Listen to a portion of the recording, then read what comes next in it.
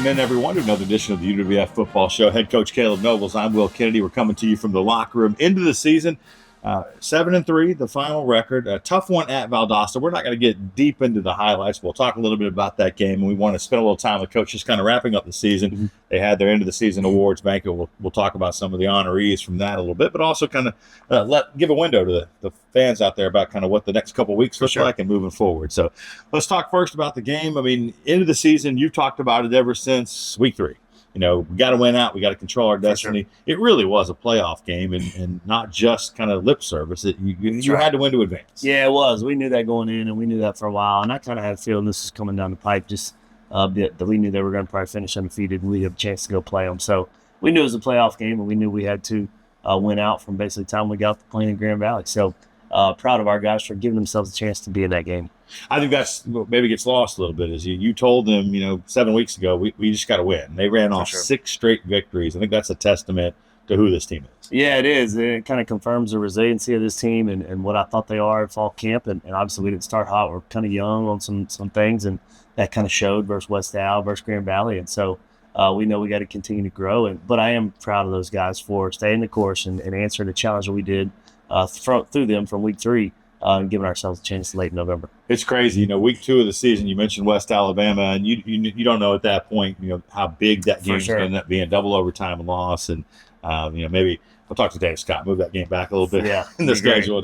But, obviously, Valdosta, Sammy Edwards had a great football game. You knew coming in, you were going to have to try to contain him. And it really was just 1 or 2 big plays along the way that turned that game. It really was. I mean, they ran the football well. They kind of felt like they were trying to control the clock a little bit, which is something a little bit different from them. And he threw the ball well. He was pretty efficient with the football. He did a great job scrambling, which we knew he's kind of a slippery runner. And you got to hem him up and not let him make those plays with his legs. A couple of big plays. Number 1, Rodney Bullard's a phenomenal player. We knew we had to hem him up, and he caught a little bang 8. And then we just had a miscommunication on a sprint out that they made a big play on. Blake Hester, their running back, got a nice 100 yards. He's one of those kids where he gets north and south and doesn't spend a lot of time moving around. Yeah, but I thought your team, despite being down 21-0 at one point in the second half, you get a touchdown, a couple big plays finally on a drive, a big pass play to Corey, and then Marcus gets loose and runs 30 yards for a touchdown. All of a sudden, it's 21-7. You get the football back. For sure. Get out to midfield, and you talk about 1 or 2 plays in a game, flipping things. You get to a 4th down. Just didn't work out, but that was the moment kind of in the football. It was, yeah, and you can ask the staff. I've been thinking about that moment for a couple of days now, and that was something I really wish I could go back and change, but can't change it now. Probably, talk to the staff a little bit longer about a certain play call, but then we got to execute, and don't think we did that obviously well enough to deserve the win from that game. Kudos to Valdosta. They get in the playoffs, as does West Alabama in Super Region 2. Valdosta will be the number 1 seed, and so we'll keep an eye on the other GSC teams as they move through. It'll be interesting to see how the playoffs end up. Let's talk about you and your staff, a little bit of time off just to breathe. But it never stops, and you got to think about recruiting and kind of wrapping up with the guys that are here. Some who will be leaving, some who will be back, and you got to figure out what new faces do.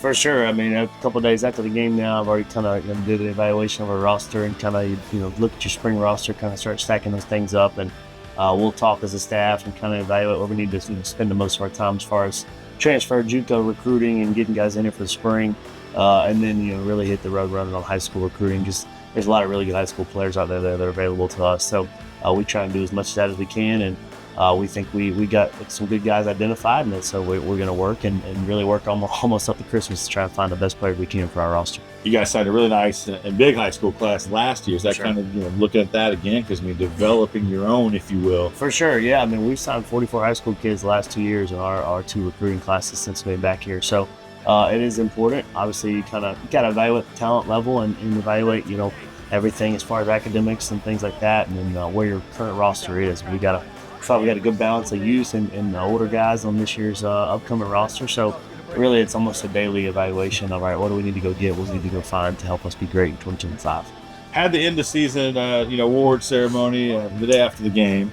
One thing I like is that I get to come and introduce your staff, and you just mentioned something that your families, of course your wife Katie and your daughter Addison, but the rest of the staff, their kids, their families, fiancés. You got Joe Winter and his wife Mackenzie are expecting the baby. I think so does Coach Rob down the road here, and so just what those families mean to you guys as a staff, because they got to put up with the long hours, the bus rides, the breaking down the film all the time. Yeah, I mean, it's constant work. There's constantly things going on for our job, and like every other coach in the country saying, so we're very appreciative of the wives, the fiancés, the girlfriends that kind of go through it. They're hand in hand with us, and they hear the good things and the bad things in the stands. They hear the good things and bad things from fans, and they really grit and don't say anything. So I love our staff. I love the families that we have here, and I'm excited for what the wives afford us the ability to do.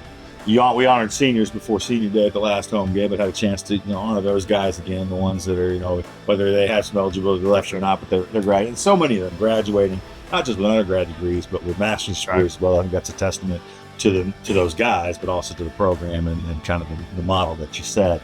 But also you were able to give out some awards, and we'll just kind of run through them quickly. Your offensive MVP was Corey Scott. Yeah, I mean, Corey had a fantastic year, and this is a kid that obviously knew, redshirt freshman, but we got to see what his talent was. Yeah, we kind of knew what we had in him last year. We were able to redshirt him and save a year, and he's a phenomenal player, an even better kid, and he works his butt off. He didn't miss a single practice all year with injury, dealing with minor stuff, but he stays ready to play, and he does a phenomenal job, and we think the future is very bright for Corey. Defensive MVP. Yeah, that'd be Cam Canterbury, a phenomenal player. That's a tough choice, by the way. It is. You had Trayvon Mitchell, you had Cody Lowe, Ralph Ortiz, and some good guys. It is, and all these awards, MVP stuff, are voted by the teammates. So we knew that it would be a tight one on the defense side of the ball, and Cam is a phenomenal player. He made an impact on us immediately, and we're excited about his future here at UWF. Delivered a few big hits. He sure did. About Austin game, but also throughout the course of the year. And then, probably a no-brainer, but special teams player of the year. Yeah, and you talked about him at the event. I mean, this is. Fans may not know this, but I mean, he set some records. I think Coach Remsel was saying, some GSC marks, historical, and that's Virgil Lemons. Yeah, Virgil Lemons is obviously a phenomenal player on defense, especially, but special teams made a huge impact on us. And being in the GSC as long as I have, this is very good football. For you to set GSC records and really surpass them in a good number is very, very impressive. And so he's a great kid. He'll get his degree here in a couple weeks from UWF. So excited for him to do that, and excited for the impact he's made on our program. Virgil's involved on campus too. He ran for student government, but just is involved in a bunch of different groups, as are some other players. And Coach said to me once, I think it was after the Erskine game, he said, what's nice about Virgil is he's averaging 20+ yards a return. So that's two sets of plays. Downs. You don't have to call Absolutely, 2 first downs that you pick up. That's 8 plays basically. I don't have to spend on offense to go get first down. So something that we'll certainly miss, and Virgil's the first one to give credit to the other 10 guys on the field for helping him out. The last award, and you said it well at the event, it's not a statistics award. It's not about necessarily what you do on the field, voted on again by the team. That's right. And that is your Man in the Mirror award, which is kind of it's honoring somebody who does not just the right things on the football field, but off the football field, and kind of meeting this model that you have of, what kind of husband are you going to be, what kind of father are you going to be, and what kind of friend are you going to be. That's right, yeah. And doing that, I mean, that was voted on by the players, and it's a big award, and Will Breland was our recipient. I think if you ask anybody in our program, and probably a lot of people outside of our program, who somebody embodies the program, embodies being a good man, is Will Breland. He's somebody that you hope to raise a kid and be just like him, and he's a phenomenal player, comes from a great family. His dad's at every game, coming to drive every game. And so he's a great player, great man. Obviously, he does a lot of great things on the field, but his impact on our program, you can't match. Yeah, Rodney's proud of his son, Will, but, just spending time talking to Will Breland, I mean, just about whatever. It could be fishing, it could be the outdoors, or anything. He's just fun to have a conversation with. And a very calm guy. He is. Off the field. He plays and hits people with different intentions than his conversations are off the field. So which is what you love to have in your programs. All right. Well, 7-3 ends up being the record. 8 wins last year, 7 wins this year. I mean, obviously, that's a great season. You kind of said it to the guys. There are teams around the country, and I've said this to people during the week. For sure. If you said, "Hey, you 7-3," they would say, "We'll take it. We don't have to play a game the rest of the way. We'll take that mark." The bar is set high here. You're part of setting that bar. And so I know for some fans, and you even said this to your players, it may feel like disappointment, but you've got to step back a little bit and take a larger view. You do, and obviously I want them to be disappointed, because I think we're a good team, and I think we could do some good things in the playoffs if we'd given ourselves a chance to early in the season, and we didn't do that. And so I want them to be disappointed, but I do want them also take a step back and think about what they did, what they accomplished here as a team, and use the positives and grow from those things, and don't let the whole season be a failure. If you can learn from what we did this fall, and use it in spring, getting ready for 2025. It's obviously a great thing for us. Well, before we let Coach go here on the lab, this will be our last UWF football show for this season. We'll be back obviously next year, but you've got Thanksgiving coming up. That's right. So I got to ask you, when you sit down with the Nobles family and you saw your brother at the game, you talked to him for a little while, but you got a great group there. What has to be on that table? The Nobles family table for Thanksgiving. Yeah, there's a lot of things. I mean, we have over the years we've done Cajun turkey from Popeyes. We'll go buy you ever done Popeyes a turkey? We have actually, yeah. So we'll have we got 2 of those ready. We'll have a lot of food, turkey sandwiches for the next couple of days. For me, it's got to be my wife's mac and cheese. She makes phenomenal mac and cheese, and she does it multiple different ways. And then I love just peas with cheese. Those are kind of a big hit around our house, and so. A lot of different things, but it'll be great for us to kind of spend some family time and everybody do a good job of trying to play zone defense on Addison while we can at our house. Got to. That's right. Got a dessert that has to be there? I'll probably do some sort of strawberry cake, some sort of strawberry dessert. I love strawberry, anything like that. So I'm hoping to keep a few pounds off during the Thanksgiving season, but obviously a lot of good food around the table. It's funny, mac and cheese. I say it's like drawing up the perfect plate. It is. You're never satisfied, so you're always looking for a better recipe. That's right. Someone there for us. Pecan pie. No doubt. Coming from Texas, we got to do that. Well, Coach, you guys have a good Thanksgiving. We'll appreciate and a Merry Christmas coming up around the corner. We appreciate all of you staying with us all season and you guys giving us some insight into what's going on with the program. We'll see you next year, and as always, go Argos.